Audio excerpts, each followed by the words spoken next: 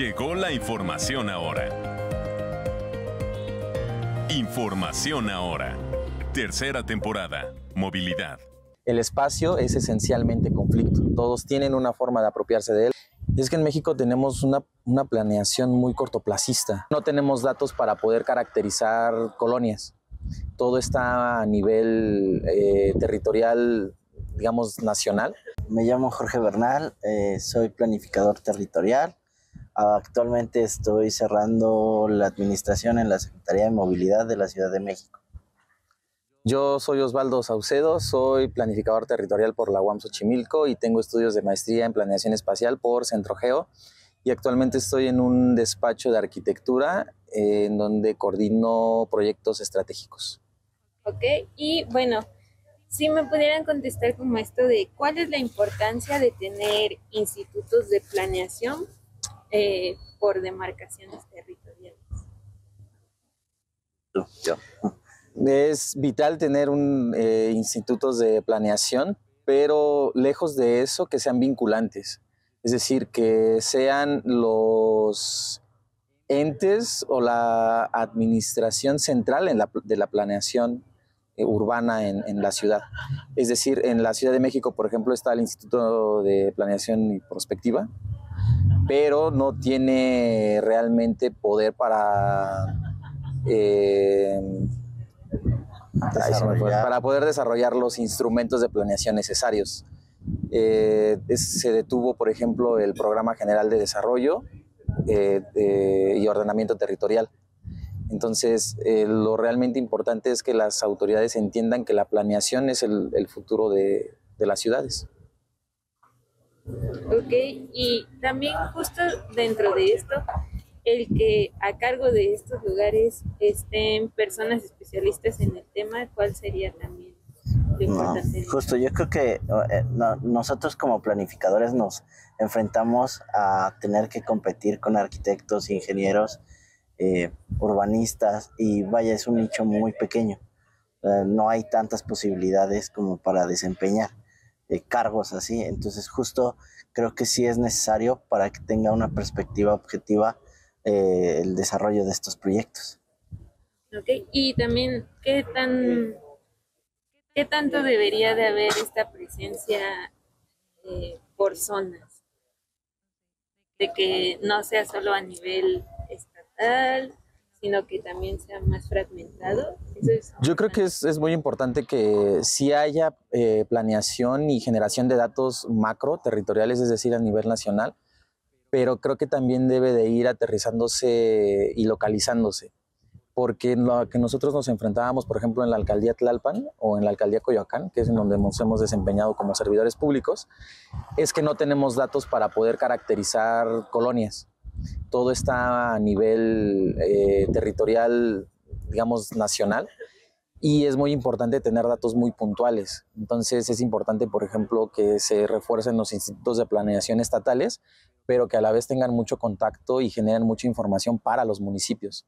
No que se genere o se tenga esta inercia de generar datos y al final no se terminen por utilizar o no tengan ninguna utilidad porque están muy dispersos en el espacio.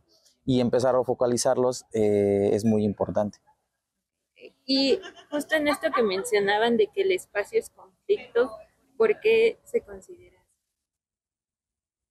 Creo yo que es en donde desempeñamos el mayor número de actividades como pues personas, ¿no? Creo yo que el espacio es como tal el lugar en donde uno puede ser, simplemente ser. Entonces creo yo que es tan diverso que yo creo que es tan complejo el que exista diversas actividades dentro de un mismo espacio. No sé. Nosotros partíamos de esta base teórica de que el espacio es conflicto porque todos y cada uno de nosotros tenemos una forma diferente de ver el espacio y todos y cada uno de nosotros tenemos una forma de apropiarnos de ese espacio. Uno de los retos a los que nosotros nos enfrentamos es que los arquitectos y los ingenieros lo ven como un espacio euclidiano, es decir, tiene 4 lados y es plano, está esperando a que reciba algo. pero no se dan cuenta de que ese espacio ya es por sí mismo.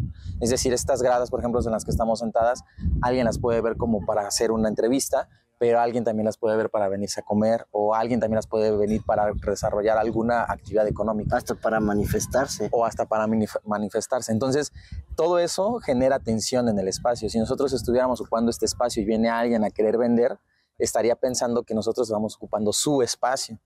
Entonces, ahí entra la importancia de los planificadores territoriales y, en mi caso, de los planificadores espaciales, que es, para mí, la de planificar ese conflicto, la de llegar al consenso para que se utilice de la manera más racional y el espacio. Entonces, por eso nosotros decíamos que el espacio es conflicto. En este ejemplo que expusimos, había 3 visiones enfrentadas, ¿no? La del peatón, la del ciclista y la del vehículo. Hay 3 visiones generales diferentes, porque si nos vamos por individuo, sería muy diferente un peatón a una persona con discapacidad.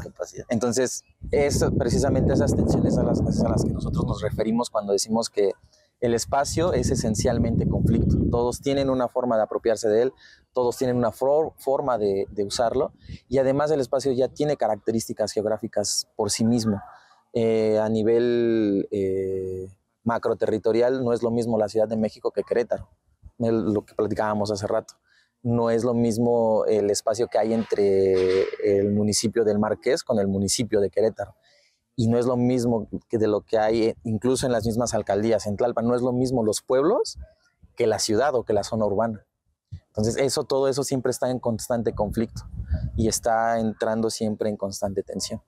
Y con este mismo ejemplo de peatonalizar, ¿qué dificultades tanto encontraron ustedes ya en la ejecución como consideran que hay, ¿no? Para un espacio que no lo es y que hace falta peatonalizar, ¿cuáles son las dificultades que llega a haber en esto? Uno, creo que sería el limitante administrativo, o sea, realmente desarrollar un proyecto en beneficio a la comunidad a veces es casi difícil echarlo a andar por la limitante administrativa, ¿no? El recurso material, el recurso humano, las facultades. Hasta para mí ese fue un problema, podría ser. Y otro, pues el romper el paradigma del vehículo, que creo que eso en una ciudad como Ciudad de México es complejo, ¿no? A pesar de que allá se desarrollan proyectos en beneficio al peatón, sigue siendo todavía una limitante. O sea, vivimos en una sociedad que está pensada para viajar en vehículos, y romper ese paradigma en una ciudad complicada, en una zona complicada, que también hay que entender que la zona no era nada fácil, eso vuelve un poco difícil el proyecto. Sí, yo creo que también aquí entra muy en juego, y regreso a la pregunta que nos hacías de los institutos de planeación, es que en México tenemos una planeación muy cortoplacista, de a lo mucho 6 meses, y si bien nos va, 3 años, 6 años. Entonces, toda la planeación que se va dando es en función de cómo va desarrollándose la ciudad. O sea, la ciudad no se desarrolla en función de un plan o un programa de desarrollo, sino casi de manera natural, como si en algún momento alguien hubiera echado un chorrito de agua y se hubiera empezado a expandir. Entonces esto generó que todo se hiciera a través de vehículos. Cuando hicieron la plaza de Paso a Coxpa, nadie planificó a largo plazo que eso iba a generar una interacción muy importante entre Huipulco, el CETRAM de Huipulco, y la plaza. Entonces, nadie previó en las medidas de mitigación o medidas de integración que iba a ser necesario reconfigurar la vialidad.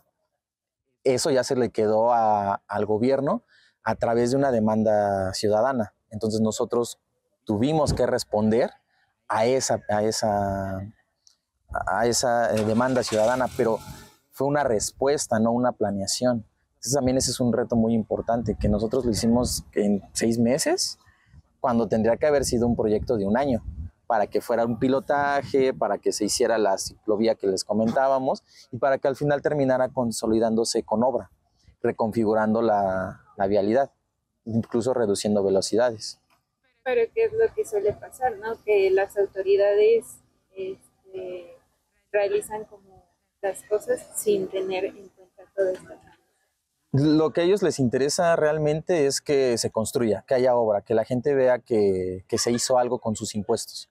Si eso fue bueno o malo a largo plazo, realmente no hay un interés en el largo plazo en México o en la planeación. Nosotros hemos platicado que la planeación en México está en crisis, porque hace muchísimo tiempo que no se hace planeación. Nada más hay prácticas de planeación. Los programas de desarrollo de la ciudad son del 2000, 2001, 2002. Y los de las alcaldías son de, a lo mucho, creo que el más nuevo tiene de 22 años, 12 años. Entonces no se puede planificar la ciudad a partir de instrumentos que están totalmente desactualizados. Y ahí viene también las críticas o la necesidad de institutos de planeación verdaderamente fortalecidos con reglamentos vinculantes. Digamos, en una superposición de atribuciones, un instituto de planeación tendría que estar arriba y después todas las demás secretarías, porque el instituto es el que te dice qué hacer y en dónde hacerlo, porque ya hizo estudios, porque ya generó proyectos, porque ya generó consensos. Entonces el instituto es el que dice en dónde se gasta el dinero, con qué finalidad, en dónde y por qué. Y entonces también llegan a cortarse estas planeaciones conforme cambios de administración y eso es también un factor. Sí, justo yo creo que estando desde la administración pública, nosotros estamos sujetos a entregar resultados dentro de esos 3 años en alcaldía, 6 años en gobierno central. Entonces yo creo que eso se vuelve complejo, ¿no? Realmente el seguimiento que se le da solo es en esa temporalidad. No hay más seguimiento como tal. Ahorita lo platicaba de que el seguimiento que se le dio a ese proyecto no fue el mejor porque entró una nueva administración y entró de otro partido. Entonces eso pues fue como de muy padre el proyecto, pero no le doy seguimiento. Y ahorita retoma la alcaldía el gobierno que en su momento estaba, entonces habría que verificar si se le da continuidad. Vaya, tienen un nicho de oportunidad y yo creo que en muchos municipios, estados, la continuidad y la temporalidad siempre es un limitante. Esto de la planeación debería dejar de verse tanto por el lado de partidos como administraciones y más bien seguir un plan de continuidad. Claro, en beneficio a la población. Sí, o sea, la planeación tiene que estar por encima de los intereses particulares y electorales y de los tiempos electorales. La otra vez estaba escuchando que China tiene proyectados o planes para 1000 años. México tiene planes para 6 años. Es más, no tiene ni planes para 6 años. A lo más que se llega es a que el gobierno federal haga su programa, Plan Nacional de Desarrollo. Y entonces a partir de eso todos tendrían que estar alineados. Pero un programa, un plan de desarrollo no lo haces en 6 meses. Entonces incluso la planeación, pensándola de forma electoral, tendría que empezar antes de que un gobierno entre en funciones. Por ejemplo, las etapas preelectorales deberían de ser aprovechadas para generar y llegar con un programa y un plan de trabajo, por lo menos, a 6 años, pero no se hace. Y ahí se va, yo creo que el tiempo, o sea, el gobierno entrante dentro de este tiempo ocupa 6 meses, queriéndolo decir bien, pues 6 meses de ya su gestión para desarrollar programas o proyectos. Luego la evaluación, la ejecución, o sea, ahí realmente ya se te fue una administración. Sí, pues los gobiernos entran queriendo hacer los programas y planes de desarrollo cuando entran en el día 1, cuando los tienes que hacer antes para que tus proyectos ya vayan caminando. Y como dice Jorge, no hay seguimiento, no hay evaluación, qué impacto tuvo en la zona en que lo implementaste, se alineó con organismos internacionales, indicadores, índices internacionales o incluso nacionales. Aquí en México no hay absolutamente nada de eso. El único ente que medianamente lo hace es el INEGI. Y aún así, cuando tú te pones a revisar los censos, las variables o los índices no son los mismos de 2020 con los del 2010. O sea, ni siquiera puedes tú hacer un programa de comparación o comparativo porque modifican la metodología todo el tiempo. Allá en Ciudad de México está el índice de desarrollo social del 2020 y del 2010. Y hay una nota metodológica que dice que no puedes comparar el índice de desarrollo del 2020 con el 2010 porque cambiaron los parámetros de medición. Entonces, ¿cómo vas a hacer planeación si no puedes ni siquiera darle seguimiento a tus propios índices o tus propios indicadores? Que luego es lo que vemos, ¿no? Que ahorita, por ejemplo, 2024 agarran datos de 2020, pero pues ya van como Sí, claro, están sumamente sesgados. Y totalmente desactualizados. O sea, nosotros estamos en 2024 y seguimos usando el censo de 2020, que ni siquiera es totalmente confiable porque no se terminó por la pandemia. Entonces hay que esperarnos al conteo de 2025 que publican en 2026 para tener datos actualizados. Y eso es en INEGI. En gobierno estatal, en este caso de Querétaro, no sé, pero no creo, por lo que he escuchado en las ponencias, que tengan un sistema de información sobre el cual basar decisiones. Entonces todo va siendo a casi agarrar un mapa, echar una moneda y en donde caiga ahí haces. O quién votó más por mí, quién votó menos por mí. A estos castígalos, a estos premialos, a estos hazles caso, a estos no. Entonces no hay una verdadera estructuración de proyectos y todo es a como te vayan pidiendo los tiempos electorales y a como te vaya pidiendo el criterio de una persona. Y debe quedar fuera. Sí, o sea, la planeación, si se va a hacer, tiene que quedar fuera de cualquier interés político. Tiene que ser tomada por, no sé, por un ente colegiado de universidades, de institutos, y participar toda la sociedad, porque tampoco hay planeación si no participa la gente, que es la que vive o la que va a vivir esos desarrollos. Y la que te puede dar cuenta de qué situaciones hay. Es la que te va a ayudar porque en actualizar datos te va a ayudar la gente. O sea, a ellos es a los que les vas a preguntar qué necesitan.